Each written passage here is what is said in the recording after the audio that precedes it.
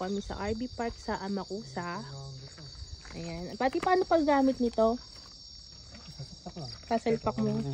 Ayan. Dito namin magsasalpak kami ng kuryente dito.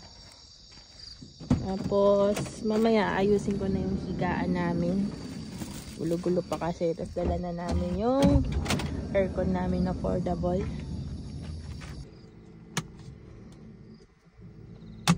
Naayos yun na yung aircon namin para makatulog na kami.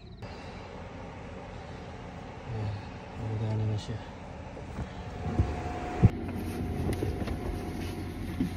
Maglalagay naman po ako ng cortina dito sa aming higaan sa van. Kapaglagay, ito yung mga DIY ng daddy na cover. Kasi yung mga kotse, kasi dito sa Japan hindi siya tinted. So need mo siya mag-make cover for private pag natutulog kayo. Dala na din akong cover, tapos ito nalagay ko sa mga bintana. Yun yung sa daddy. Inayos niya yung aircon namin. Yun.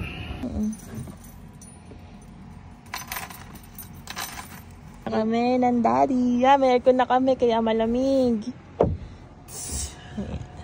Etong ilaw namin binili ko yun sa Daiso. Sobrang liwanag. Buong kotse kita. Pag binatay, oh, dilim. Hey dad. Dito po kami sa van natutulog. Ay di, wala na po kaming bahay. Homeless na po kami. Ang ganda nabili kong ilaw, sobrang liwanag. Sobrang dilim pag wala. Oh, mayroon na. Tapos, kaya hindi kami, may aircon po kami dito. Ayan, EcoFlow. Ayan. Madami-daming laruan dapat ibenta mo para makapundar ako ng ganito. Thank you po sa inyo. Ayan. Kahit mainit ngayon, may source of aircon kami dito. Ayan, malamig ang singaw. Ayan. Kasi yung higaan namin yan, nabili namin sa seller dito sa Japan. Thank you po, Lo, sa magandang deal. Ito po kami isang battery na ginagamit. Ito po yung Jackery pag sa mga charger ng cellphone. Ayan, tumatagal din po ito ng mga ilang araw. Basta pwede dito mga USB fan.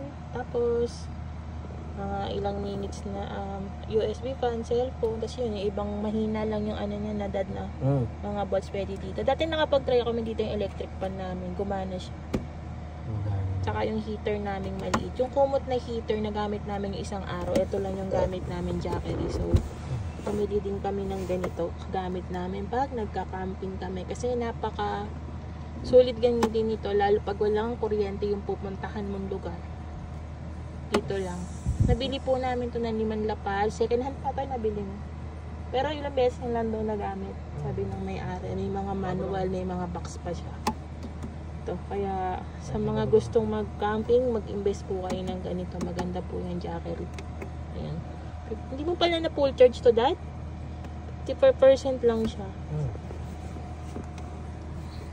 Pwede mo yung aircon ngayon. Pwede mo siyang i-bluetooth dito. Tapos ito yung magiging remote mo. 18 degree po siya. Tapos 72%. Galing, no? Flips kami ng daddy. Ayan. Hindi pa kami makakatulog at sobrang dilim na sa labas. Yan, fully covered naman yan at may privacy talaga kami. Break. Ito yung lagayan ng mga amenities namin. Baby wipes, makeup remover, bunny aids, and first aid, toothpaste, alcohol, ayan, facial wash, at toothbrush namin. Lagayan namin. Yung lagi ako nagdadala niyan sa travel namin ni daddy. Morning! Masarap ng tulog. Tanghali na kami gumising. Ayan si daddy nasa labas kasi natulog kami malapit sa dagat. Ayan po yung labas na pinagcampingan po namin. Tinulugan namin. Ayan. Hi! Daddy, ayun dagat yun. Nasa second floor kami ng parking. Siya nililigpit na yung aircon at ako magliligpit naman ng aming higaan. Tapos natatawa pa ako kasi muntikan na pa namin maiwan yung cellphone. Buti na balikan ni Daddy. Tapos, nagpa siya kami mamasyal sa dagat.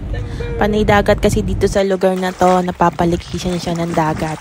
Masarap mag-road trip dito o mag-anuan kasi yung mga dagat niya, libre lang. Katulad niyan, 2 lang kami dito. Pwedeng-pwede to sa mga introvert na tao katulad namin ni Daddy na sanay 2 lang kami sa buhay. Tingnan niyo naman po yung dagat, kulay blue. Tapos ang lakas ng hangin. Ayaw nga lang namin maligo kasi sabi ni Daddy baka may mga jellyfish na. So, bye-bye!